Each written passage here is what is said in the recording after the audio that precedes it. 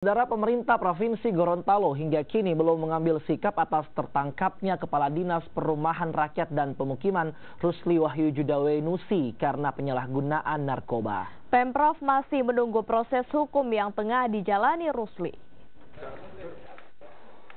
Wakil Gubernur Gorontalo Idris Rahim menyatakan masih akan menunggu proses hukum yang kini tengah dijalani Kepala Dinas Perumahan Rakyat dan Pemukiman atas dugaan penyalahgunaan narkotika. Dan kita ke depan kita menunggu ingkrah, artinya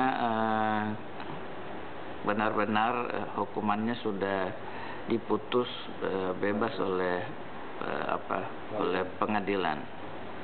Nah, sehingga itu kita tentunya menunggu dan selanjutnya tentunya ada tindakan-tindakan kepegawaian. Sebelumnya, pada tanggal 9 Mei 2018, Ditres Narkoba Polda Gorontalo menangkap Kepala Dinas Perumahan Rakyat dan Pemukiman Provinsi Gorontalo, Rusli Wahyu Judawe Nusi, di salah satu hotel di kota Gorontalo. Dalam penangkapan ini, Rusli kedapatan memiliki 3 saset sabu dan alat hisap bong. Mamat Kaida, Kompas TV, Gorontalo.